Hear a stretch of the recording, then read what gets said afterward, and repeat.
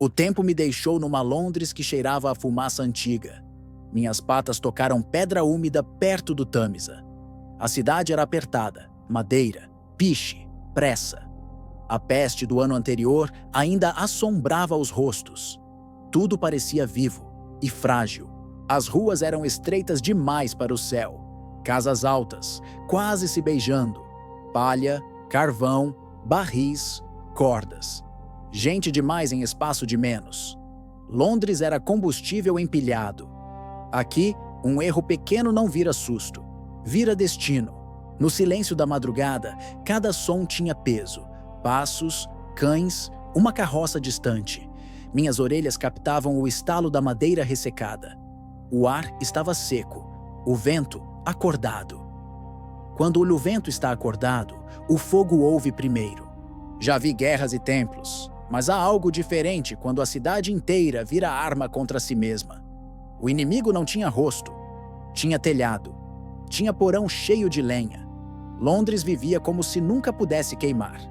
E isso sempre cobra.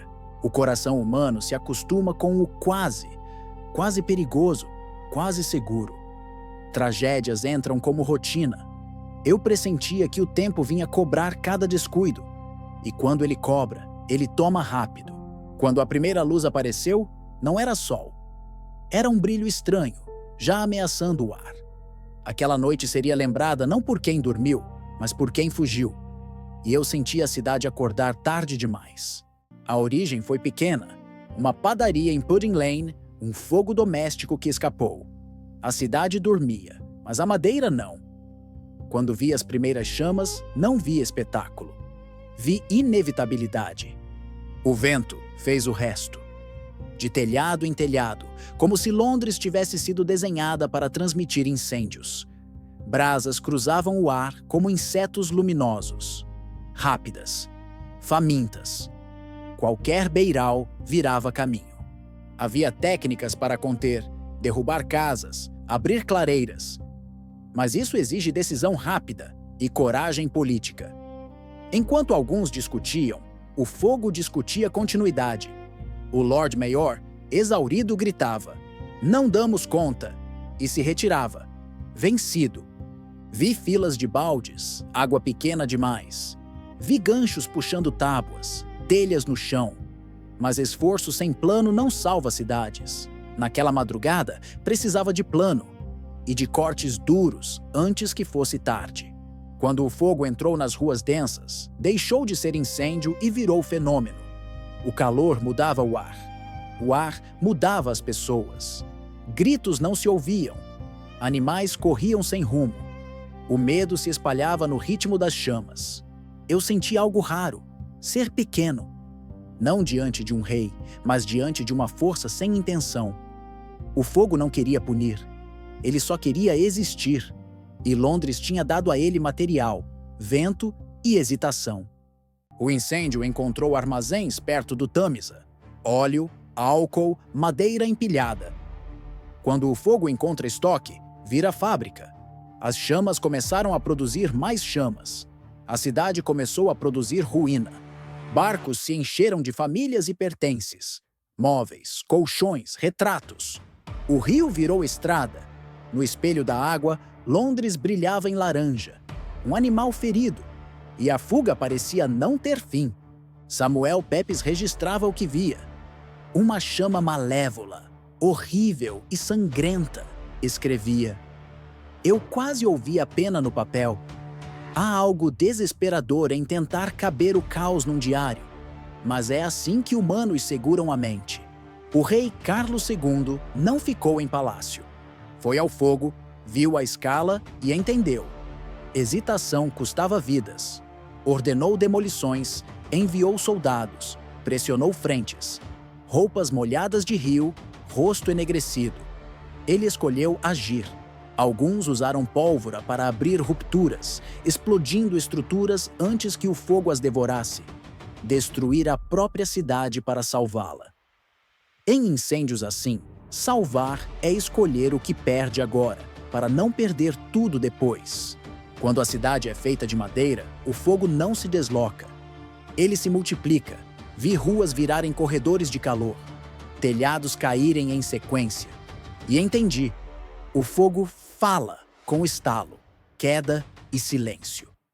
A Catedral de São Paulo era orgulho e pedra, mas estava cercada pelo que queimava. Livros e papel circulavam ali perto, e papel é convite.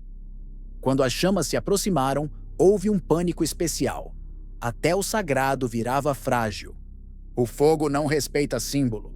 As chamas entraram, subiram, tomaram vigas. A catedral virou tocha. Quem assistia via não só um prédio queimar, mas uma era se despedir. E despedidas assim não têm cerimônia. O chumbo do telhado derreteu e correu como rio brilhante. Um brilho pesado, doente, como se a cidade fundisse a própria memória. Por um instante era belo, depois era só culpa. Caminhei por becos onde o calor empurrava meu corpo para trás. O ar ardia nos olhos. Cinzas pousavam no meu pelo. Um estalo profundo, uma estrutura cedendo. Não foi só madeira, foi certeza. Gente corria com prata, relíquias, qualquer coisa que pudesse virar futuro. Vi mãos queimadas segurando coisas inúteis. Vi mãos vazias segurando crianças. Prioridades se revelam no limite, quando o chão parece expulsar você. Quando a noite caiu, Londres não escureceu. Brilhou. Um brilho que denunciava. O fogo é um tipo de autor. Ele reescreve mapas e apaga ruas como quem corta frases. Os campos abertos viraram abrigo improvisado, lençóis como barracas, rostos de fuligem. Uma multidão olhando para trás, tentando reconhecer a própria rua. A humilhação queimava devagar. A fome, mais rápido. Quando uma sociedade entra em pânico, procura culpados. Estrangeiros viraram alvo fácil em boatos. O fogo não precisava de conspiração, mas o medo precisa. Explicações simples são veneno. Dão direção à raiva. Vi guardas tentando manter ordem enquanto a ordem derretia. Famílias discutindo onde dormir, o que salvar. Tragédias grandes viram ruído, cansaço, fome, vergonha, raiva.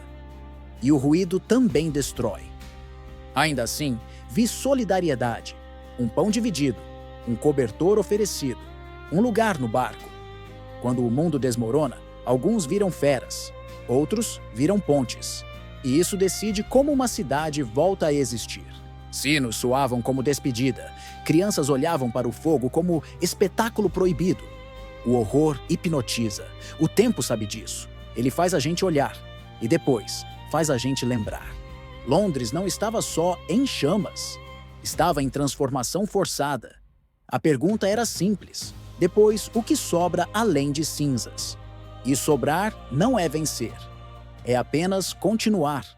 De 2 até 6 de setembro de 1666. 4 dias em que o vento parecia cúmplice.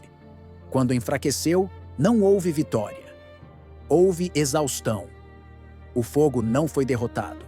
Ficou sem caminho. Ruas desaparecidas, bairros em cinza, paredes como dentes quebrados. 13.200 casas destruídas. 86 igrejas. 1 a cada 3 edifícios desapareceu. Dizem que poucas mortes foram registradas, mas o caos não registra bem. Dezenas de milhares ficaram sem casa. O fogo não queimou só madeira, queimou rotina.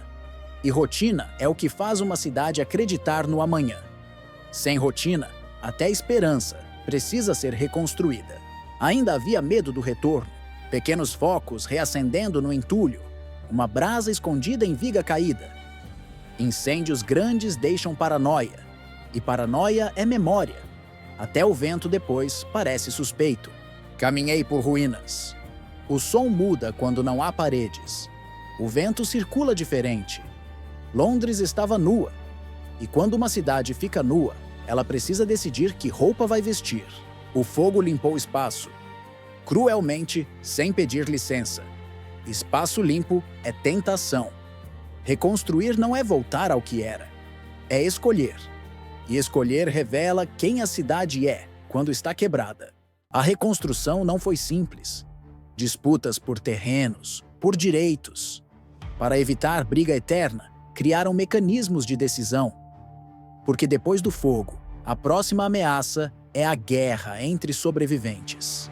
Vieram novas regras: mais tijolo, mais pedra, menos madeira. Ruas mais largas, padrões, proibições. Nunca mais virou argumento político, mas nunca mais custa caro, e nem todo mundo quer pagar. Sir Christopher Wren sonhou com uma Londres ampla, quase geométrica. Nem tudo foi possível. Propriedade e pressa puxam a realidade de volta. Ainda assim, a ideia ficou. Reconstruir é corrigir o erro de viver como se não houvesse consequência. A nova Catedral de São Paulo nasceria dessa decisão. Décadas de trabalho. Um símbolo refeito não apaga trauma, mas dá forma ao recomeço. Londres escolheu promessa, e promessa em pedra obriga memória. O desastre virou lição institucional. Melhorias em prevenção, organização, resposta. Pensar risco antes do risco virar notícia parece frio, mas é cuidado. É a versão adulta da esperança. Vi tijolos subindo onde havia cinza. Senti continuidade. Não a do como sempre foi, mas a do vamos tentar melhor. Reconstruir é admitir falha e ainda assim apostar na cidade. Há uma mentira sobre incêndios, que eles purificam. O fogo não purifica. Ele cobra. Revela o que estava frágil, acumulado. Mostra o preço do descuido com clareza brutal. E depois pergunta: por que demoramos tanto? Mas a verdade, depois de destruição total, mudanças ficam possíveis. O impensável vira necessário. O fogo abre caminho como quem arranca uma porta. Não é renascimento bonito, é renascimento forçado. Vi pessoas chorando por casas e logo depois falando de reconstrução. Luto e plano convivem. É assim que humanos sobrevivem, sofrendo e projetando. Há beleza nisso, amarga, mas real.